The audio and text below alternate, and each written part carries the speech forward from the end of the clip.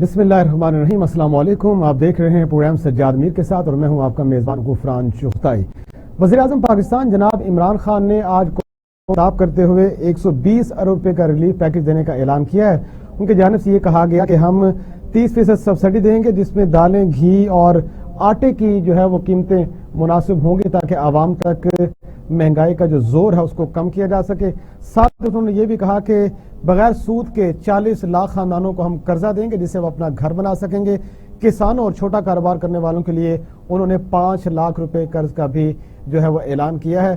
ساتھ انہوں نے یہ بھی کہا کہ ہم اسکالرشپ سب سے بڑا ملک کی تاریخ کا پروگرام دینے جا رہے ہیں جس سے 60 لاکھ اسکالرشپ پر تقریباً 47 ارب روپے خرچ کیے جائیں گے۔ عمران خان کا یہ خطاب اور اس میں دینے والے ریلیف پیکج پر آج تفصیلی بات ہوگی۔ اس کے علاوہ قومی احتساب بیورو نے چیئرمین نیب کو ہٹانے کا جو اختیار ہے وہ واپس صدر مملکت سے لے کر سپریم جوڈیشل کمیشن کو دینے کا اعلان کیا ہے۔ یہ ذرائع ہمیں بتا رہے ہیں طریقہ کار اس کا کیا ہوگا اور کس طریقے سے یہ سارا عمل دوبارہ سے ہوگا۔ سینٹ نے جو ہماری کابینہ ہے اس نے اس کی نیب آرڈیننس کی منظوری فی الحال دے دی ہے۔ اس کے بعد آپ کو یہ بھی بتائیں گے کلدن تنظیم کا دھرنا تو ختم ہو گیا لیکن ابھی تک مکمل طور پر روڈ نہیں کھل سکی۔ چناب کے پل کے اوپر بھی بتایا جا رہا ہے کہ اس کو مکمل طور پر بحال نہیں کیا جا سکا، لوگوں کو مشکلات کا سامنا ہے۔ معاہدہ 10 دن تک خفیہ رکھنے کی بات کی گئی ہے۔ ایسے کیا مدرجات ہیں اس معاہدے میں جس کی وجہ سے 10 روز تک کوئی بھی اس پر بات کرنے کو تیار نہیں ہے جو متعلقہ لوگ ہیں؟ ان تمام معاملات پر بات ہوگی۔ ساتھ ہی ساتھ کرکٹ کی دنیا سے اچھی خبر ہے کہ بابر اعظم اس وقت کپتان بن چکے ہیں جنہوں نے بطور کپتان سب سے زیادہ رن سکور کیے ہیں اور محمد رضوان نے وراٹ کوہلی کو پیچھے ہٹاتے ہوئے 4تھی پوزیشن حاصل کر لی T20 رینکنگ میں۔ ہمارے ساتھ اسٹوڈیو میں موجود ہیں نامور کالم نگار، سینئر تجزیہ کار اور استاد محترم صحافتی حلقوں میں کہلانے والے جناب سجاد میر صاحب۔ سجاد صاحب، سب سے پہلے تو یہ بتائیے گا کہ وزیر اعظم نے جس ریلیف پیکج کا اعلان کیا آپ سمجھتے ہیں کہ یہ انف ہوگا، عوام کو کچھ اس کا ریلیف ملے گا؟ یہ میرے خیال میں تو یہ پیکج کا اعلان پہلے بھی کئی بار کر چکے ہیں، مطلب بار بار وہ کرتے رہے ہیں کہ ہم قرضے دیں گے، ہم مکانوں کے لیے دیں گے، خود کفالت پروگرام وہ جو کہتے ہیں احساس پروگرام وہ بنایا جائے گا۔ یہ ساری باتوں کا اعلان وہ کرتے رہے، ابھی ہوا کچھ نہیں۔ صرف یہ اعلان کیا ہے کہ ہم دالوں پر، آٹے پر، گھی پر سبسڈی دیں گے۔ اچھا، وہ یہ جو 1200 کچھ روپے کا انہوں نے دیا تھا پچھلی بار کٹھا 6 مہینے کا پیکج لوگوں کو گھروں پہ پہنچا دیا تھا، اب اس کی جگہ ان کو آتھورائز کریں گے کہ وہ چیزیں سبسڈائز ریٹ پہ خریدیں۔ کہاں سے خریدیں؟ یوٹیلیٹی سٹور سے خریدیں یا کہیں اور سے خریدیں؟ یوٹیلیٹی سٹور کی قیمتیں پہلے ہی بڑھا دی گئی ہیں۔ صحیح، یعنی آج کل ہی خبر 2 دن پہلے خبر آئی تھی کہ یوٹیلیٹی سٹور کی قیمتیں گھی کی، چاول، ان چیزوں کی بڑھا دی گئی ہیں۔ اب آپ نے کہہ دیا کہ ہم اس پر سبسڈی دیں گے، پہلے قیمتیں بڑھاؤ۔ یہ ہوتی نا سیل لگتی کبھی کبھی، قیمتیں چیزوں کی بڑھا دیتے ہیں پھر کہتے ہیں سیل لگا دی گئی۔ تو کچھ اس طرح کا نقشہ دکھائی دیتا ہے، یہ کوئی بہت خوش۔ اور ویسے یہ کانسیپٹ بھی جس ٹارگیٹڈ سبسڈی کہتے ہیں، اس پہ بہت کچھ سوچنے کی بات ہے اور دیکھنا چاہیے کہ یہ کس حد تک کوئی ایک کامیاب میتھڈ ہے۔ انہوں نے یہ بھی کہا کہ پیٹرول کی قیمت بڑھے گی، خطے میں پیٹرول کی قیمت بڑھے گی۔ جی ہاں، اور ایک زمانے میں آیا تھا کہ پیٹرول کی قیمت پر موٹر سائیکل چلانے والوں کو سبسڈی دی جائے گی۔ ہاں، رکشہ اور موٹر سائیکل چھوٹے ابھی تک تو نہیں آئی یوزرز کے لیے بات کی گئی، ابھی تک سبسڈی نہیں آئی، میتھڈ بھی طے ہوا ہوگا۔ وہ کہتے ہیں 3 سال لگا دیے ہم نے لسٹ تیار کرنے میں۔ یہ پیپلز پارٹی نے لسٹ تیار کی ہوئی تھی نا، آپ نے صرف اس کو کریکٹ کیا ہے نا۔ صحیح، آپ نے کیا کہ جو ان میں سے غلط لوگ تھے وہ نکال دیے، جو درست تھے وہ ڈال دیے ہوں گے، یہی کیا ہوگا نا آپ کے خیال میں جو غلط تھے، اور آپ کے خیال میں جو جن کو ہونا چاہیے تھا وہ آپ نے ڈال دیے ہوگے۔ یہ اپ ڈیٹ تو ہر سال ہوتا رہتا ہے، ہر مہینے ہوتا رہتا ہے، یہ ادارے یہ کام کرتے رہتے ہیں۔ آپ نے کیا اس پہ 3 سال اسی میں لگا دیے، اور اس کے بعد آپ کہتے ہو کہ اب ہیلتھ کارڈ دے رہے ہو اور ہسپتالوں میں جو مفت دوائیاں ملتی تھی وہ ختم کرتی ہیں۔ ایسے ہی ہے، جتنے ٹیسٹ تھے ان کی قیمتیں زیادہ بڑھا دی ہیں۔ وہ کارڈ لے کے جائے گا، پہلے جو فری چیز لیتا تھا وہ کارڈ پر اس کو پتہ نہیں کتنے کی ملے گی، کتنے کی نہیں ملے گی۔ بہت سے لوگ جو ہے عمران خان کے وزیر اعظم پاکستان کے اس خطاب کے کیا اثرات ہوں گے، جو ریلیف پیکج ہے اس سے ہمیں کیا ملے گا، عوام کو کتنی آسودگی ہوگی، اس پر مزید بات کرنے کے لیے ہمارے ساتھ موجود ہیں نامور صحافی، تجزیہ کار اور نامور اینکر جناب افتخار احمد صاحب تو ماشاءاللہ ان معاملات پہ مجھ سے تو بہت اچھا جانتے ہیں، کیونکہ وہ تو زیادہ ڈیپ رہے ہیں صحافت میں بھی اور بہت سی چیزوں میں خاصا درد دل بھی رکھتے ہیں۔ السلام علیکم افتخار صاحب۔ وعلیکم السلام سر، آپ کیسے ہیں؟ اللہ کا شکر ہے. افتخار صاحب, کیا آج وزیر اعظم کی تقریر پر آپ کا کیا رد عمل ہے؟ میں کچھ نہیں کہوں گا, صرف آپ کی بات سننا چاہ رہا ہوں. میں بھی کچھ نہیں کہوں گا. راشن کارڈ, میں جب چھوٹی عمر کا تھا تو راشن کارڈ ہوتا تھا. میں رہتا تھا تو وہاں پہ ڈپو ہوتے تھے, اور جو لوگوں کو راشن کارڈ دیا جاتا تھا کہ وہ آٹا اور چینی دے سکتے تھے, اور ہم وہیں پہ واپس چلے گئے ہیں. لیکن اس راشن کارڈ کی ضرورت جن لوگوں کو تھی انہی کے پاس تھی. تو ان میں فیصلہ کیا, ثانیہ نشتر صاحب ہیں کوئی, انہوں نے کوئی احساس پروگرام کو شکل دی ہے, جو بینظیر انکم سپورٹ پروگرام تھا اس کو دی ہے. یہ غیر ملکی لوگوں سے مشاورتیں کر کے طے کرتے ہیں بھی کون غریب ہے کون امیر ہے. بہت لمبا چوڑا ان کا ایک پرفارما ہوتا ہے, اس پرفارمے کو بھرنے کے بعد فیصلے ہوتے ہیں. لیکن سوال یہ پیدا ہوتا ہے کہ کیا یہ بات حقیقت اب 3 سال کے بعد انہوں نے تسلیم کر ہی لی نا کہ ان کی حکومت میں خطے غربت سے لوگ نیچے گئے ہیں, اور مڈل جو ہے وہ لوور مڈل کلاس میں گئی, اور لوور مڈل کلاس سے جو ہے نا وہ غربت کے اس خطے میں چلی گئی ہے. تو یہی ان کی ناکامی ہے. جتنی جلدی ان کو سمجھ آ جائے اچھی ہے, ورنہ ہم تو بھگت ہی رہے ہیں. اور دوسری بات ہے کہ اس قسم کی سبسڈیز میں سب سے زیادہ فائدہ ہوتا ہے پھر اس مڈل مین کو. اور یہ میرا خیال ہے کہ یہ کریانے کی نئی دکانیں آئیڈینٹیفائی کرنے لگے ہیں پاکستان بھر میں نا, یہ سہولت حاصل ہوگی. اور آلریڈی ہمارے پاس جو یوٹیلیٹی اسٹور ہے سارے ملک میں, ان کی تعداد 6000 ہے صرف. ان کی قیمتیں بڑھا دی ہیں. ان میں ابھی 4 دن پہلے قیمت بڑھائی ہے آٹے کی بھی اور گھی کی بھی اور دالوں کی بھی. کم کر دیں گے نا آپ, 30% میں آپ کو کم کر کے دے دیں گے. لیکن سبزی کی قیمت کون کنٹرول کرے گا؟ گوشت کی قیمت کون کنٹرول کرے گا؟ میرے دوست, ان چیزوں کی قیمتیں کون کنٹرول کرے گا؟ کسی کے بس کی بات نہیں رہی.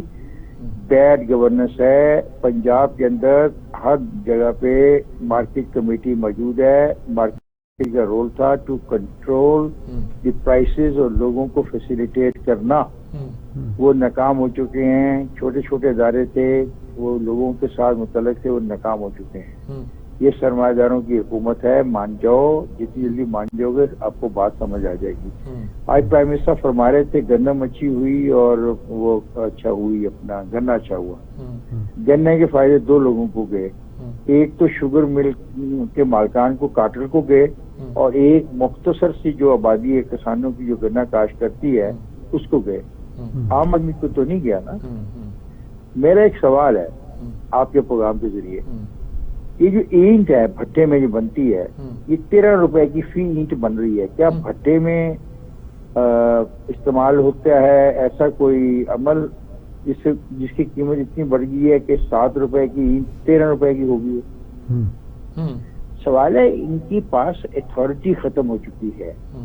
کسی چیز کا کنٹرول, یہ جو آپ روز دکانوں پہ اور ریڑھیوں پہ دیکھتے ہیں نا, ایک کاغذ لٹکایا ہوتا ہے انہوں نے, ریٹ لسٹ, اس کے نیچے آپ پڑھیں وہ 10 روپے کی فی کاغذ ہے. ہر چھابڑی والا, ہر دکاندار 10 روپے دیتا ہے کاغذ پہ, ٹھیک ہے, لیکن وہ ریٹ لسٹ ہی ہے. اس ریٹ لسٹ کے مطابق چیزیں ملتی نہیں ہیں. تو یہ مذاق ہے, ان کو سمجھ جانی چاہیے. اور ساری باتیں پھر وہی کر دی کہ 2 خاندان پیسے دے دیں. مجھے آج تک سمجھ نہیں آئی کہ 2 خاندانوں کے پاس اتنا پیسہ ہے کیسے. کبھی انہوں نے ہمیں بتایا ہی نہیں. کبھی ان کے کچھ فگر ہوتے ہیں. ابھی تو ایک نیا رولا پڑ گیا کہ کل پارلیمنٹ کی کسی کمیٹی کے سامنے کہا گیا کہ نیب نے اتنے پیسے اکٹھے کیے, تو سوال اٹھا کہ نیب نے پیسے اکٹھے کیے تو جمع کہاں کرائے ہیں؟ پتہ لگا جو جمع کرانے والی رقم ہے وہ تو بہت کم ہے. ایک نیا اپنا پٹوارا بخش کھل گیا.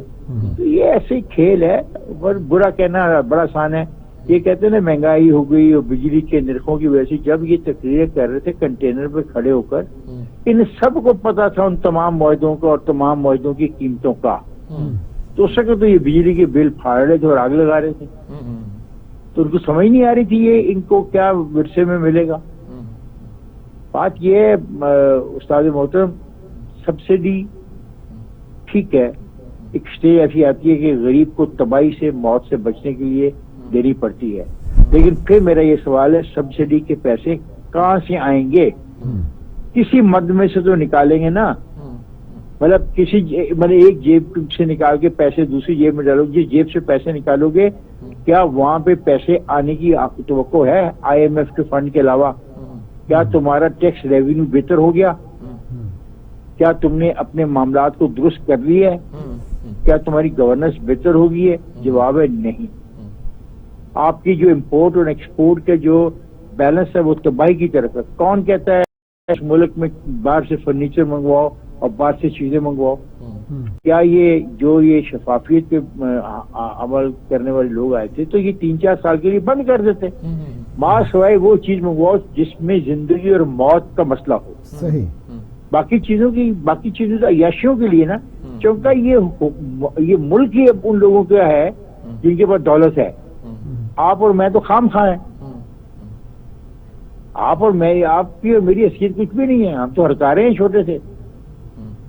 ہم سارا دن محنت کرتے ہیں، 4 پیسے کما کے گھر چلے جاتے ہیں، صبح اسی کو جا کے سودا خرید لیتے ہیں. تو جن لوگوں کے یا عیاشیوں کے لیے یہ بات سے چیزیں آ رہی ہیں، اگر وہ نہ منگوائیں ان کی موت نہیں ہو جائے گی. اگر اچھی چیزیں نہیں کھائیں گے تو فوت نہیں ہو جاتے.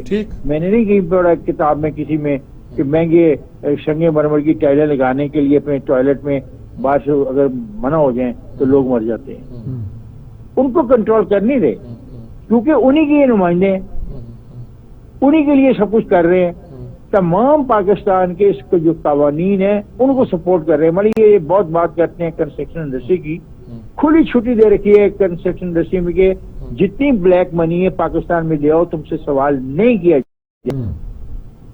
تو کیا یہ سبسڈی اس لیے دے رہے ہو کہ ممکن ہے آئندہ الیکشن آنے والا ہو، کچھ لوگوں پارٹی کے الیکشن آنے والے لوگ تمہیں بالکل سڑکوں پہ گھسیٹنا نہ شروع کر دیں. لیکن اس کا طریقہ یہ جو ہے یہ وقتی ہے. پھر آپ کو پتا وقتی طور پہ دیا گیا نا، 6 مہینے کے لیے دی گئی ہے. 6 منتھ 6 مہینے کا آ گیا نا. ہلو ٹھیک ہے بالکل جی، میں سن رہا ہوں. ہماتن گوش ہوں. نہیں آپ کی یہ 6 مہینے کا میں افتخار صاحب پچھلی بار انہوں نے 6 مہینے کے جو پیسے دیا کرتے تھے پہلے احساس پروگرام بے نظیر پروگرام کے تحت، وہ 6 مہینے کے 12,000 دے دیے تھے. اب وہ 6 مہینے کے لیے سبسڈی، وہی سبسڈی میرا خیال اس میں دے دیں گے. اور ان کے پاس کچھ نہیں ہے. یہ سارے وہ فنڈز ہیں جو ورلڈ بینک یا دوسرے اداروں سے ایک طرح خیرات کے طور پر پاکستان کو ملتے ہیں. اس کے علاوہ ہمارے پاس کچھ نہیں ہے. پر سر یہ پیسے تو مطلب ایک جگہ سے نکال کے یہاں پہ دے دیں گے تو وہاں پہ کہاں سے لائیں گے؟ وہ نہیں دیں گے. اس کو کہیں گے جی وہ ون ٹائم 12,000 دے دیے تھے، اب نہیں دیں گے. اچھا 12,000 دینے کے بعد لوگوں کی غربت ختم ہو جائے گی. ہاں بس خدا کا خوف کرو، یہی حال ہے ان کا. شرم کرو، حیا کرو. اس ملک کو تباہ نہ کرو. اس ملک کے ساتھ بہت زیادتی پہلے ہو چکی ہے. وہ پالیسیاں بناؤ جس میں غریب کو باعزت طور پہ زندگی دو.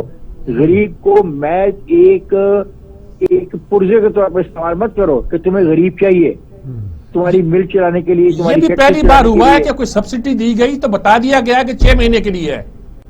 یہ پہلے آپ مجھے بتایا کہ 6 مہینے کے بعد انسان کی ضروریات ختم ہو جاتی ہیں. ہاں یہ 6 مہینے کے بعد انسان کو گھی جو ہے وہ سستا ملے گا. اور ساتھ یہ خبر دے دی کہ پیٹرول کی قیمت بھی بڑھے گی اور گیس بھی سردیوں میں نہیں ہوگی. جی سر.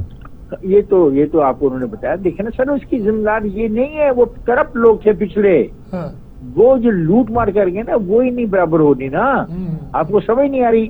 آج پھر انہوں نے کہا کہ وہ 2 خاندان اگر پیسے دے دیں تو پاکستان کے سارے مسائل ہی الگ سکتے ہیں. انہوں نے کہا قیمتی عادی کر دیں گے. سر معاف کیجیے گا، یہ عجیب آدمی پرائم منسٹر ہے. اس کو سمجھ آنی چاہیے پرائم منسٹر ہے. یہ پرائم منسٹر یعنی اتنا پیسہ ہے یہ قیمتی عادی کر دے گا. قیمتیں عادی کرنے کے لیے گورننس چاہیے. ٹھیک بات ہے. چلے میں مان لیتا ہوں انہوں نے پیسے دے دیے.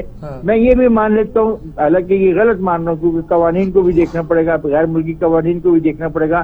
ایک آدمی سے انہوں نے پیسے لیے تھے نا باہر سے، وہ کہیں پہ لا کے پتہ نہیں کہاں رکھ دیے، پتہ نہیں لگ رہی ہے. یہ لگ رہا ہے کہ اس کا قرضہ لیا ہے یا کیا کیا ہے یا سپریم کورٹ کے آرڈر کے تحت کہیں دیے، سم تھنگ لائک دیٹ. سوال ہے وہ 2 آدمی پیسے دے دیتے ہیں. اور بھائی اس بات کی کیا گارنٹی ہے کہ تمہارے پاس ایسی گورننس ہے کہ تم قیمتی عادی کر دو؟ 355 روپے کا جو گھی ہے جو ادا کرو گے تو 175 روپے ہو جائے گا. جی جی جی ہاں جی بالکل. کیا بات ہے جی، بڑی گورننس ہوگی جی. یعنی مارکیٹ کمیٹیاں آپ سے چلنی نہیں ہے. سبزیوں کا بھاؤ آپ کے کنٹرول میں نہیں آ رہا، گوشت مرغی کا آپ کے کنٹرول میں نہیں آ رہا، عام گوشت آپ کے کنٹرول میں نہیں آ رہا، دودھ کی پرائسز آپ کے کنٹرول میں نہیں آ رہی. مجھ سے دودھ کسی اور بھاؤ لیا جاتا ہے، میں جو کاشتکار ہوں اور ڈبے میں جب میں خریدتا ہوں تو میرے سے خریدنے اور ڈبے تک جاتے ہوئے دودھ کی قیمت 4 گنا بڑھ جاتی ہے. ٹھیک بات ہے, ٹھیک بات. یہ کون سرمایہ داروں کو افورڈ کرا رہا ہے ساری عیاشیاں؟ اور ان کو جو رعایتیں ملتی ہیں ان کے ٹیکسوں کے اوپر, ان کو جب چھوٹ دی جاتی ہے, ان کو جو ریفنڈ دیے جاتے ہیں, یہ تو کسی دن یہ قوم جاگے گی, کرے گی. اصل میں قوم ہی سو رہی ہے اصل میں. بہت شکریہ آپ کا افتخار احمد صاحب, بہت شکریہ آپ کا, بہت وضاحت کے ساتھ, قیمتی وقت میں سے بڑی وضاحت کے ساتھ, بڑی فصاحت کے ساتھ اور بلاغت کے ساتھ انہوں نے ساری سچویشن کا بات. سر یہ ہے عام آدمی کا. وزیر اعظم نے یہ بھی کہا کہ خطے میں جو قیمتیں 100% بڑھی ہیں تیل کی, پاکستان میں صرف 33% بڑھی ہیں. وہ دیکھیں وہ 100% بڑھی ہیں. ان ملکوں کی اکانومی اپنے حساب سے ہے, کوئی آپ کو آواز نکل رہی ہے انڈیا سے یا بنگلہ دیش سے. پھر جو قیمتیں یہ بتا رہے ہیں یہ پاکستانی روپے میں بتا رہے ہیں. جی, اور پاکستانی روپیہ انڈین روپے سے اور بنگلہ دیشی روپے سے تقریباً دگنا ہے. جی, روپے کی قیمت جو آپ نے گرانی شروع کی ہے آئی ایم ایف کے حوالے کر کے اسٹیٹ بینک کو, اس کا تو حساب کوئی نہیں. اور قیمتیں جب آپ دوسرے ملکوں کی, مثلا اگر کہتے ہیں کہ دال وہاں ملتی ہے 350 روپے کلو, تو اس کا مطلب پتہ ہے کیا ہے, 170 روپے 75 روپے کلو بکتی ہوگی. اور اس کو انہوں نے پاکستانی کرنسی میں کنورٹ کر کے 350 روپے بکتی ہے. انہوں نے قیمتیں بتائی. ان کا جو لائف سٹائل ہے وہ اپنی کرنسی کے حساب سے ایڈجسٹ. انہوں نے کہا بھارت میں تیل 250 روپے ہے, بنگلہ دیش میں 250 کا مطلب ہے کہ 125 روپے ہے, اور پاکستان میں جو 138 ہے, تو کیوں شور مچایا جا رہا ہے؟ نہیں, یہ انٹرنیشنل کرنسی کے ساتھ کنورشن ریٹ بنا کے پھر بتاتے ہیں ہمیں آپ. ہر ملک کی روپے کی جب قدر ہے اس کا ڈالر کے مقابلے میں ان کی زندگی پہ پڑتا ہے. ڈیفینیٹلی. آپ 125 روپے کا تیل بیچ رہے ہوں, میں نے پتہ نہیں کیا, لیکن مجھے اندازہ ہے کہ یہ حکومت کیا کر رہی ہے. مجھے اندازہ ہے کہ ان ملکوں کی حالت ہم سے خراب نہیں ہوگی. اور پھر دیکھیے ہماری جی ڈی پی ان سے زیادہ ہوا کرتی تھی, اب ہماری کم ہے. بنگلہ دیش سے کم ہے یار. جی سر, حد ہو گئی. ہماری کرنسی قیمت افغانی کرنسی سے کم تھی. ان دنوں تو پتہ نہیں کیا حال ہوگا, لیکن افغانی کرنسی سے کم تھی. ہم ستیہ ناش کر دیا اپنی کرنسی کا ستیہ ناش کر کے بیٹھ رہے ہیں جی. انٹرنیشنل انفلیشن ہے وہ, اس کا ہم پر امپیکٹ ہو رہا ہے. جس دن ہم نے ویلیو کرنا شروع کیا تھا, اسحاق ڈار نے لندن سے بیان دیا تھا کہ میری پالیسی چلتی تو ہمیں آئی ایم ایف کے پاس نہ جانا پڑتا. اب جس طرف یہ چل پڑے ہیں وہ آئی ایم ایف کی طرف جانے کے علامت ہے. ٹھیک ہے, بہت شکریہ میر صاحب, سیر حاصل گفتگو ہوئی. اب ایک اور معاملہ ہے کہ آج جو نیب کا ترمیمی آرڈیننس ہے اس میں جو پہلے یہ بتایا گیا تھا تیسرے آرڈیننس میں کہ صدر مملکت کے پاس اختیار ہوگا, ذرائع یہ بتاتے ہیں کہ اختیار واپس لیا جائے گا. کابینہ نے اس کی منظوری بھی دے دی ہے. سر اس پہ مزید بات کرنے کے لیے ہمارے ساتھ ڈاکٹر خالد رانجھا صاحب, ماہر قانون ہیں. جی خالد رانجھا صاحب, سب سے زیادہ قانون کون جانتا ہے جی. السلام علیکم ڈاکٹر صاحب. سر کیا رہا ہے آپ کو؟ اللہ کا شکر ہے جناب. بات یہ ہے کہ یہ کیا جو وہاں بیٹھے ہوئے ہیں وزارت قانون میں یا وزیر قانون بھی, جو کہ جن کا کمال یہ ہے کہ الطاف حسین کے بھی وکیل رہے اور اس کے بعد مشرف کے بھی رہے, اور پھر حکومت میں آ کے قانون سازی بھی کی, اور پھر قانون سازی کے خلاف ڈیفینڈ کرنے کے لیے آرمی چیف کے بھی وکیل بن, کیا قانون بناتے ہیں کہ روز بدلنا پڑتا ہے؟ میں آپ کے ساتھ سے کہنا چاہوں گا کہ there is a visible lack of political uncertainty. کیونکہ پولیٹیکلی سرٹن نہیں ہم, تو ہم کم کام کرتے ہیں, اے کر لو جی میری گل منت ہے, اے کر لو. There is no solid mind application to a target. اور اس میں جب انہوں نے جو چیئرمین کا پہلے کہا جی ہم اس کو ریموو کرنا چاہتے ہیں وزیر صدر, which means کہ he was brought under the Prime Minister. It had great anti-vibes. پھر ان کو خیال ہے کہ یہ تو غلط ہو گیا ہے, لوگ تو ہمیں تانے دے رہے ہیں, لہذا اس کو واپس لے لیا. یہ لینے کا سوچ رہے ہیں, یہ ابھی بات پکی نہیں ہے, لیکن they are repenting that amendment. ہاں سنا ہے کہ وہ اب دوبارہ پارلیمنٹ میں لا کر اس کو ریوائز کروائیں گے اس آرڈیننس کو. اگر جو بھی کریں گے وہ اٹ ول بی پوسچر ہوگا کہ یہ احتساب کی نیگیشن ہو رہی ہے. اس کا جو عمل ہے ایسی قوانین کا کہ جی پہلے تو یہ خیال تھا کہ ہم بائی دا بورڈ احتساب کر رہے ہیں, اب یہ چیری پکنگ شروع ہو گئی ہے, اور کس کس کو ریلیف ملنا ہے, یہ باتیں پولیٹیکلی ہوں گی اور وہ سہنی پڑے گی. پہلے قانون سازی کرتے ہوئے آپ کو نہیں پتا تھا کہ کس کس کو ریلیف ملے گا؟ یہ قانون سازی بھی کیا ہو رہی ہے؟ کچھ ایک یہ ہے، یہ صاحب وہ ہے جو کہتے ہیں اب جو وائبز خراب ہو گئی ہے، وائبز کا پہلے پتہ نہیں چلتا ان کو. تو یہ مطلب یہ ہے کہ بیڈ ٹیسٹ.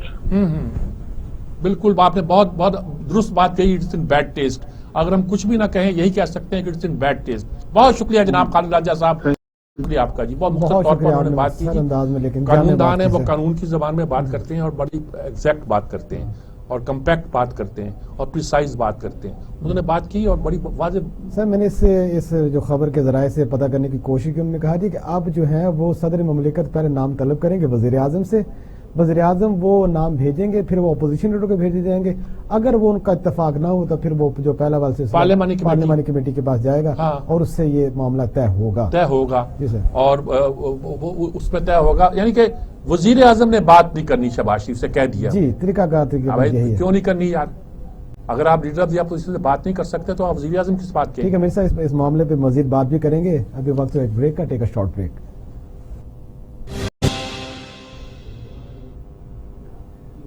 سجاد میر کے ساتھ میں ایک بار پھر خوش آمدید. میر صاحب ہم بات کر رہے تھے کہ اب طریقہ کار یہ ہوگا کہ چیئرمین نیب پہلے نام طلب کریں گے وزیر اعظم سے، پھر اپوزیشن لیڈر کو بھیجے جائیں گے. اگر ان پر اتفاق نہ ہوا تو پھر سینٹ کی جو قائمہ کمیٹی اس کے پاس جائیں گے. اور یہ عمل اب تقرری کا نومبر کے دوسرے ہفتے میں شروع ہونے کا امکان بھی ہے. کیا سمجھتے ہیں کہ وزیر اعظم اپوزیشن لیڈر سے بات ہی نہیں کرنا چاہتے؟ اچھا وہ تو ایک مسئلہ نا کہ وہ اپوزیشن لیڈر سے بات نہیں کرنا چاہتے. اب اگر اپوزیشن لیڈر کہہ دے کہ میں وزیر اعظم سے بات نہیں کرنا چاہتا، حکومت کا مطالبہ اپوزیشن لیڈر بدل دو، اور وہ مطالبہ کر دیں آپ وزیر اعظم بدل دو. تو یہ تو آئین میں جو لکھا ہوا اس میں یہ نہیں لکھا ہوا اگر اس میں مقدمہ قائم ہو گیا تب یہ بات نہیں ہو. ایک فالتو بات ہے. لیکن اصل بات یہ ہے کہ اب جو قانون انہوں نے لائے ہیں اس میں ایک تو نیب کا عہدہ ایکسٹینڈیبل نہیں تھا، انہوں نے ایکسٹینڈ کر دیا ایک طریقے سے. اب اس کے ساتھ یہ بھی کر دیا ہے کہ اگر اس کو نکالنا سپریم جوڈیشل کونسل کا کام تھا، کہہ دیا پریزیڈنٹ کرے گا. سننے میں یہ آ رہا ہے کہ ذرائع یہ بتا رہے ہیں اور قریبی ذرائع حکومت کے بتا رہے ہیں کہ حکومت کو یہ اندازہ ہو گیا ہے کہ یہ بات چلنے کی نہیں، اس سے کورٹ ریجیکٹ کر دے گا. آپ سپریم جوڈیشل کونسل کے پاس نہیں جاؤ گے، آپ سپریم کورٹ کے پاس چلے جاؤ گے. سپریم کورٹ اس کو کچھ بھی کر سکتا ہے. شاید انہیں مشورہ دیا گیا ہے، شاید اسٹیبلشمنٹ نے کہا ہوگا کہ آپ نے نیب کے ادارے کو بہت ہی متنازع بنا دیا ہے. تو اب قانون کو نئے آرڈیننس کے ذریعے چینج نہیں کرنا چاہتے، بلکہ چاہتے ہیں کہ جب اس آرڈیننس پہ پارلیمنٹ میں بحث کرائی جائے اور جب بحث ہو تو وہیں امینڈمنٹ کر دی جائے. تو اگر یہ صورتحال ہے تو اب مطلب یہ کہ میں تو یہ کہتا ہوں کہ یہ وزارت قانون ہے کیا؟ آرمی چیف کے مسئلے سے لے کر اب تک ہر معاملے پہ انہوں نے ہر معاملے پہ قانون سازی ایسی کرتے ہیں جو ریڈیکولس ہوتی ہے، جس کا تماشا بن جاتا ہے اور لوگ مذاق اڑاتے ہیں، عدالتیں مذاق اڑاتی ہیں. یہ میرا خیال میں زیادہ دیر تک چلنے والا کافی ان کو کھینچا بھی گیا عدالتوں کی طرف سے. سر اس پہ بات کرتے ہیں. اسد منظور بٹ صاحب سابق سیکرٹری سپریم کورٹ بار ایسوسی ایشن. اچھا اسد منظور صاحب ہمارے ساتھ ہیں، ان کے کیا خیالات ہیں؟ السلام علیکم جناب حضور والا. وعلیکم السلام میر صاحب، خیریت سے ہیں؟ بالکل جناب، بہت دنوں کے بعد بات ہو رہی ہے. یہ مسئلہ کیا ہو گیا ہے کہ وہ جو دوسرا ترمیمی آرڈیننس آیا اس آرڈیننس کے تحت سپریم کورٹ کے جوڈیشل سپریم کونسل کی بجائے صدر کو اختیارات دے دیے. اب سننے میں آ رہا ہے دوبارہ ریورٹ کر رہے ہیں، پارلیمنٹ میں لائیں گے اور پارلیمنٹ میں اس کو بدل دیں گے. کیا کہہ رہے ہیں؟ کیا قانون سازی ہو رہی ہے؟ صاحب میں گزارش کروں، جو پچھلے دنوں پہلا آرڈیننس جو آیا نا جی امینڈمنٹ، اس میں ایشو یہ آیا سامنے کہ جی بہت ساری معاملات میں امینڈمنٹ ہے اور اس میں ملفوف بات تھی چیئرمین نیب کی تعیناتی کی. تو اس میں بھی ساری باتیں کھل کے سامنے آ گئیں کہ چیئرمین نیب کو یہ اپنی مرضی سے اس کے آفس کو اپوائنٹ کرنا چاہتے ہیں. تو جب انہوں نے دیکھا کہ سارے معاملات ایکسپوز ہو گئے ہیں تو گورنمنٹ نے اب یہ ایک نیا ترمیمی آرڈیننس اس پہ لائے ہیں اور یہ پوائنٹ رکھا جی کہ جو جج آف دی سپریم کورٹ کی جو ٹرمینیشن کے جو پوائنٹس ہیں ان کی بنا پہ پریزیڈنٹ آف پاکستان ایکشن لے گا. تو یہ نہیں چاہتے ہیں کہ کوئی ایسا فورم نہ رہے جہاں پہ پی ٹی آئی کی گورنمنٹ کا کنٹرول نہ ہو. اب دیکھیں نا پریزیڈنٹ آف پاکستان تو پی ٹی آئی سے ہیں. اب یہ پارلیمنٹ میں جا کے کیا کریں گے؟ پارلیمنٹ میں میں سمجھتا ہوں کہ ان کے پاس تو پہلے ہی لکھا ہوا تھا لا میں امینڈمنٹ سے پہلے کہ آپ house of the opposition, leader of the opposition اور آپ گورنمنٹ ٹریجری سے مشورہ کر کے بنائیں گے چیئرمین نیب, تو یہ بڑی کنفیوز قسم کا ماحول کریٹ کر دیا ہے. تو یہ چاہتے ہیں کہ چیئرمین نیب صاحب جو ان کو اس وقت سوٹ کر رہے ہیں کوئی اور نہ آئے اور یہی کنٹینیو کرے, تو بہت ہی عجیب صورتحال ہے. جو دستور کی دی ہوئی طاقت جو ہے آرڈیننس بنانے کی, اس کا مس یوز ہے. اچھا, اب ایک بات یہ سننے میں آئی ہے, ذرائع حکومت کے بتاتے ہیں کہ اس آرڈیننس کو پھر اس پر تبدیلی کی جائے گی, پارلیمنٹ میں جب پیش ہوگا تو وہاں امینڈمنٹ کر دی جائے گی اور یہ اختیار واپس سپریم جوڈیشل کونسل کو دے دیا جائے گا. تو اس کا مطلب, اس امینڈمنٹ کا مطلب صرف اتنا تھا کہ جو پرانے لوگوں پہ کیس ہیں وہ چلتے رہیں, اپنے لوگ بچ جائیں. اس سے تو یہی مطلب نکلے گا.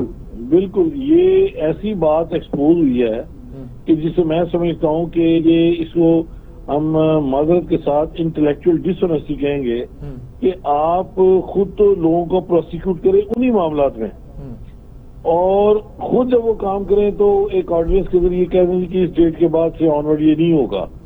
تو دیٹ شوز کہ لا بنانے والا جو ہے یا آرڈیننس جانے والا جو ذہن ہے وہ اکراس دی بورڈ نہیں دیکھ رہا, وہ صرف ایک مخصوص ٹارگٹ کو ذہن میں رکھ کے قانون سازی کر رہا ہے. میں نہیں سمجھتا کہ اس طرح کا ایکٹ ہے آرڈیننس جو ہے وہ پارلیمنٹ میں جا کے کوئی ایکٹ بن سکتا ہے. بہرحال پارلیمنٹ ایک سپریم ادارہ ہے اور وہاں پہ تمام پارٹیوں کی جو ہے نمائندگی ہے, اور میں سمجھتا ہوں کہ جمہوری ملک میں اس طرح کا طرفداری والا قانون تو کبھی بھی ایکٹ نہیں بننا چاہیے. بالکل ٹھیک جناب, بہت درست, بہت شکریہ آپ کا, آپ نے ہمیں وقت دیا اور بڑی کلیئرٹی کے ساتھ اس بات کو ایکسپلین کیا جو لوگوں کے دلوں کو تنگ کر رہی ہے. بہت شکریہ ڈاکٹر, دماغوں کو تنگ کر رہی ہے, سمجھ نہیں آتا کہ جی ہم کہاں جا رہے ہیں. قانون سازی بھی ٹھیک نہیں آتی ہمیں, اور تو اور کم ہمیں قانون بنانا بھی نہیں آتا. وہ بڑے ماہر قانون دان ہیں, کافی عرصے سے وہ حکومت بتا رہا ہوں کہ الطاف حسین کے بھی وکیل تھے, مشرف کے بھی تھے, اور پھر جب قانون وزیر قانون کے طور پر غلط قانون بنا کے ہوا تو استعفیٰ دے کے چلے آئے جی میں آرمی چیف کے ڈیفینڈ کروں گا, کا وکیل بنوں گا. اب کیا کرنا چاہتے ہیں آپ, بڑے ہو کیا بنیں گے؟ آپ سے یہ پوچھا جا سکتا, وہ کہا جا سکتا ہے کہ وکیل کا کام تو وکالت کرنا, وہ کسی کا وکیل ہو سکتا ہے, لیکن ہمیں دیکھنا پڑتا ہے وکیل کا ٹریک ریکارڈ کیا ہے. اور آپ نے کوئی قانون نہیں بنایا جو سیدھا ہو. میں نے ایک مثال دی تھی کہ شریف الدین پیرزادہ بڑے بدنام تھے بےچارے, کہ آمروں کی مدد کے لیے قانون سازی کر دیتے ہیں اور ایسا ایسا نقطہ نکالتے ہیں جو کسی کے ذہن میں نہیں آتا, لیکن وہ قانون دان تھے, ان کا ایک کیلیبر تھا. یہ تو لگتا ہے کہ کیلیبر ہی کوئی نہیں ہے, اور کہتے ہیں بڑے قانون دان ہیں کیونکہ بیرسٹر ہیں. وہ خالد سیف اللہ بھی تھے اس طرح ایک وکیل, وہ بےچارے پیچھے رہ گئے ہیں. وہ کچھ دن سٹ پٹائے بھی, روئے دوئے بھی, لیکن وہ ظاہر ہے کہ جو بڑھ کر اٹھا لے ہاتھ میں مینا اسی کا ہے, تو مینا انہی کے ہاتھ میں ہے. چل رہا ہے جام, دور جام کب تک چلتا ہے دیکھتے ہیں. چلیں میر صاحب, پروگرام کو آگے بڑھاتے ہیں اور بات کریں گے. قلعہ تنظیم کا دھرنا اعلان تو کیا گیا کہ ختم ہے, لیکن عملی طور پر ابھی وہ لوگ بعض جگہوں پر موجود ہیں, اور چناب کا پل بھی مکمل طور پر بحال نہیں ہوا. بہت سی جگہوں پر ٹریفک جو ہے وہ مشکلات کا شکار ہے. اب دھرنے کا جو معاہدہ ہوا اس میں یہ کہا جائے کہ 10 دن کے لیے ہم اسے خفیہ رکھیں گے, اس پر کوئی بات نہیں کریں گے. سر کیا جو ہے ایسی کیا بات ہو سکتی ہے جو اصل میں بات یہ ہے کہ یہ جو دھرنے کا معاملہ ہے یا تحریک لبیک کا معاملہ ہے, اس کو شروع سے ہی غلط ڈیل کیا گیا. فیض آباد کے زمانے سے ہی جس طرح ہوا, اور جب پولیس آئی تو گویا آنسو گیس کے مقابلے میں آنسو گیس پھینکی گئی. کنہوں نے دی سر ان لوگوں کے پاس, کہاں سے آ گئی؟ پھر یہ ہوا کہ یہ دیکھیں نا, پھر یہ ہوا کہ ان میں لفافے بانٹے گئے, پھر یہ ہوا کہ ان کو کھانوں یہاں پرووائڈ کیے گئے. ساری باتیں ریکارڈ پر ہیں. قاضی فائز کا فیصلہ ہے بہت امپورٹنٹ ہے. اس کے بعد جب بھی ہوا بیچ میں لگتا رہا یہ کہ اسٹیٹ جب ان لوگوں سے انگیج ہونا چاہتی ہے, میں یہ نہیں کہتا ان کو لوگوں کی پشت پناہی کرتی ہے, میں کہتا ہوں انگیج ہونا چاہتی ہے, جو ذرا ایک ٹیررسٹ اپروچ رکھتے ہیں تو وہاں غلطی کھا جاتی ہے. شدت پسند, اس کو کبھی کبھی اپنی طاقت سمجھا جاتا ہے, کچھ سمجھا جاتا ہے کہ یہ جن کے قابو میں ہوں گے وہ گویا طاقت ہوگی, جدھر چاہیں گے استعمال کر لیں. ایم کے ساتھ کیا ہوا, یہی ہوا نا. ڈیفینیٹلی اس کو طاقت سمجھا گیا, ادارے ان سے کھیلتے رہے. کبھی قوم پرستوں کے خلاف بنائی گئی, پھر اس کو پیپلز پارٹی کے خلاف استعمال کیا گیا, پھر پیپلز پارٹی کے ساتھ ملا کر باقی قوتوں کو دبایا گیا. یہ سارے جو کھیل ہیں یہ کوئی اچھے نہیں ہوا کرتے. پختون اتحاد جو ہے وہ جو ان کا معاملہ تھا وہ بھی اس طرح کا ہی رہا. آج وہ ان سے مذاکرات ہو رہے ہیں, کل وہ نعرے لگا رہے ہیں, اور نعرے لگا رہے ہیں تو ہم کہتے ہیں کہ ان کے اکاؤنٹس انڈیا میں ہیں, یعنی اکاؤنٹ سے مراد فیس بک اکاؤنٹ وغیرہ جو ہوتے ہیں سوشل میڈیا کے, وہاں سے آپریٹ ہو رہے ہیں, وہاں سے آپریٹ ہو رہے ہیں. فواد چودھری نے اکاؤنٹ کا اس طرح استعمال کیا تھا گویا ان کے پیسوں کے اکاؤنٹ. جی سر تب بادی نظر میں یہی لگا کہ شاید یہ مالی معاونت. نہیں وہ استاد لوگ ہیں، تاثر جو دینا چاہتے ہیں دے لیتے ہیں. اب صورتحال یہ ہے کہ یہ جس طرح اس وقت ان کی صورتحال نقشہ ہے اس وقت معاملہ یہ آ گیا ہے کہ اب صورتحال ہو گئی تھی کہ یہ بیٹھ گئے ہیں، پولیس والے ان کا نشانہ بنے ہیں. آپ کہتے ہیں رینجرز کو آئے، فوج کو لائے، فوج کیوں گولی چلائے؟ رینجر بھی فوج کے متحد ہے نا. سویلین حکومت فیل ہو گئی ہے. آپ جدھر بھبکیاں دیتے ہیں، آپ ان سے بات نہیں کرتے، وہ کہتے ہیں ہم ان سے وعدہ کیا تھا وہ پورا نہیں کیا. تو اب جو کچھ بھی ہوا ہے وہ ظاہر ہے کہ کوئی ہماری ایڈمنسٹریشن نے تھوڑا کیا ہے. اس میں ہمارے آرمی چیف براہ راست اس میں شامل ہوئے ہیں، مفتی منیب الرحمان جیسے سنجیدہ آدمی وہاں آئے ہیں، اور تصویر جاری ہوئی ہے، عقیل عباس ریڈی ہیں کھڑے ہیں، وہ کھڑے ہیں، اور بشیر احمد فاروقی صاحب کھڑے ہیں، سیلانی گروپ والے. سارے لوگوں نے بیٹھ کے کچھ رقصہ نکالا ہے. اس میں کچھ نہ کچھ کرنا پڑے گا. اب کہا جائے جی مقدمہ واپس لے لیا جائے تو وہ کیسے لیا جائے؟ سر اس معاملے پہ مزید بات کرتے ہیں. ہمارے ساتھ موجود ہے مذہبی اسکالر جناب ضیاء نقشبندی صاحب. ان سے جانتے ہیں کہ معاہدے پر کتنا عمل ہو رہا ہے. اور السلام علیکم.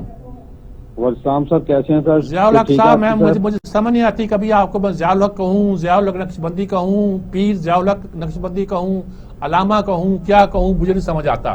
آپ ہمارے دوست ہیں، کالم نویس ہیں، دانشور ہیں، اور ظاہر ہے کہ مذہبی اسکالر بھی ہیں. تو آپ سے میں یہ پوچھنا چاہتا ہوں کہ یہ جو معاہدہ ہوا ہے ابھی لگتا ہے کہ لوگ پوچھتے ہیں کیوں ہوا ہے. لوگ ان کو ٹیرر سمجھتے ہیں، کچھ لوگ ان کو عاشق رسول سمجھتے ہیں، کچھ لوگ کہتے ہیں کہ ان کے جو مقدمات ہیں وہ کیسے واپس لیں گے اسٹیٹ، انہوں نے پولیس والوں کو مارا ہے. کچھ لوگ کہتے ہیں خون خرابے سے بچ گئے ہیں. وہ لوگ وزیر آباد میں بیٹھے بھی ہوئے ہیں، ابھی پل جناب کا کھلا نہیں ہے. کیا آپ کا کیا ٹیک ہے؟ آپ تو ظاہر ہے کہ ان سب سے واقف بھی ہیں. بسم اللہ الرحمن الرحیم. سر بہت شکریہ جو آپ نے میرے بارے میں الفاظ کہے. یہ سب کو سر آپ نے بنایا ہے، جو چاہے آپ کریں اور کہیں، ہم آپ کے تابعدار ہیں مستقل بنیادوں پہ. سر سر گزارش یہ ہے کہ جو یہ دھرنا ہے، اس دھرنے کو جب شفٹ کیا گیا پارک کے اندر تو اسی طرح ہمیں یہ سمجھ ہونا چاہیے تھا یہ کہ آگے بھی یہ جو دھرنا ہے 10 دن 15 دن 20 دن چل سکتا ہے. رات ہمارے کچھ دوست وہاں دھرنے میں گئے تھے، تو وہاں تو جو علاقے کے جو لوگ ہیں مخیر، وہ ان کو رضائیاں، وہ ان کو بادام، پستے، خوراک وسیع لنگر دے رہے ہیں، اور انہوں نے ڈیرے وہاں لگا دیے. اور اس کی ریزن یہ کہ مفتی منیب الرحمان صاحب سمجھدار ہیں، انہیں پتا تھا کہ اگر یہ گھروں کو چلے گئے تو گورنمنٹ نے پھر وہی کرنا جو پہلے کیا تھا.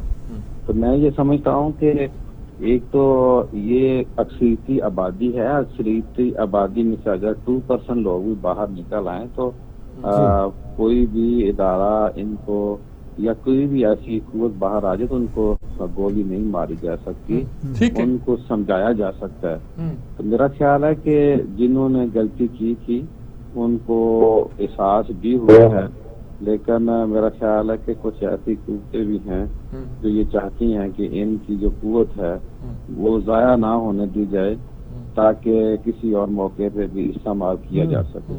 لیکن سارے معاہدے کے اندر مجھے جو بیوٹی خوبصورتی نظر آتی ہے وہ یہ ہے کہ تحریک لبیک پراپر سیاسی جماعت بننے کی طرف جا رہی ہے، اور گارنٹی مفتی منیب الرحمان صاحب کی ہے. تحریک لبیک والے بھی کافی حد تک تھک چکے ہیں، میں قیادت کی بات کر رہا ہوں. انہیں بھی پتا ہے کہ اب زیادہ دیر ہم اس طرح چل نہیں سکتی. کہیں بات ہو رہی تھی تو میں نے کہا تھا کہ جی زیادہ سے زیادہ 100 اور دھرنے دے لیں گے اسی طرح، لیکن 101 دھرنا تو نہیں دیا جا سکتا ریاست کے خلاف. تو بات یہ ہے کہ ہمیں اعتدال میانہ روی کی طرف آنا چاہیے. لیکن مجھے دکھ اور افسوس اس بات کا ہے کہ وہ لوگ صلح کرواتے ہیں کہ جن کے گناہوں کی یہ پیداوار ہے. یعنی کہ اگر جو بریلوی مکتب فکر کی سیاسی یا مذہبی جماعتیں ہیں وہ کام کرتی تو انہوں نے پیدا نہیں ہونا تھا، تحریک لبیک کا وجود پیدا نہیں ہونا تھا. یہ سستی اور کاہلی کی پیداوار ہے، اور یہ وہی لوگ ہیں جو چاہتے ہیں کہ ہم ملک میں اکثریت میں ہیں لیکن ہمارا کوئی پریشان حال نہیں ہے. تو میں آپ کی جو باتیں آپ نے کی اس سے متفق ہوں. ریاست کو جگانا تو آئین کا ہے کام، لیکن میرا خیال ہے سعد رضوی صاحب کی رہائی کے فوری بعد یہ لوگ وہاں سے اٹھ جائیں گے، اور جو سنگین قسم کے مقدمات ہیں، یعنی کہ ایسی جو لاٹھیاں برسائی گئی پولیس والوں کے اوپر، یا کہیں کوئی گولی چلانے کی ویڈیو اگر موجود ہے، تو میرا خیال ان لوگوں کو نہیں چھوڑا جائے گا، باقی لوگ چھوڑ دیے جائیں گے. اور اس میں کوئی ایسی بات ہے نہیں. جب ہم افغانستان کے طالبان کے ساتھ بات کر سکتے ہیں، یا جتنے بھی اس طرح کی چیزیں ہیں، تو ان کے ساتھ بات ہونے کے مسائل کا حل جو ہے وہ بات چیت میں ہی ہے. اینڈ پہ بھی تحریک لبیک میں بھی ٹیبل پہ ہی آنا تھا، بے شک جو مرضی پرانا کا زیادہ نقصان ہو جاتا، اسٹیٹ نے بھی آنا تھا. میرا خیال ہے بہت اچھے وقت پہ یہ فیصلہ کیا گیا ہے. لیکن مجھے دکھ ان لوگوں کی اموات کا ہے جو غریب مارے گئے ہیں. وہ ایک ہمارے آج پولیس کی فوٹو میں دیکھ رہا تھا، نام اس کا غلام رسول ہے، اور آشکیار نے رسول نے اس کو مارا ہے. تو وہ غلام رسول بھی ہمارا ہے، آشکیار رسول بھی ہمارے ہیں، لیکن ہمیں اپنی سمت کو درست کرنا چاہیے. یہ قابل افسوس سمت ہے جو ہمارے رویے. بہت شکریہ آپ کا ضیاء الحق نقشبندی صاحب، بہت شکریہ آپ کا، آپ نے بہت ہماری رہنمائی کی. بہت شکریہ آپ کا. یہ بڑی پوائنٹ آف ویو بڑا کلیئر ہے کہ جی اس کے علاوہ چارہ کوئی نہیں تھا. خون خرابے سے بچ گئے. ہم نے جو صورتحال پیدا کی اتنے سالوں میں، برسوں میں، ہمیں اس سے توبہ کرنی چاہیے. صحیح کہ ہم کسی آرگنائزیشن کو اس راستے پہ نہیں ڈالیں گے. آپ نے دیکھا نا، مین سٹریم میں دھرنے والے پہلے مین سٹریم میں آ چکے ہیں، اب حکومت میں ہیں، تو حال دیکھ رہے ہیں آپ.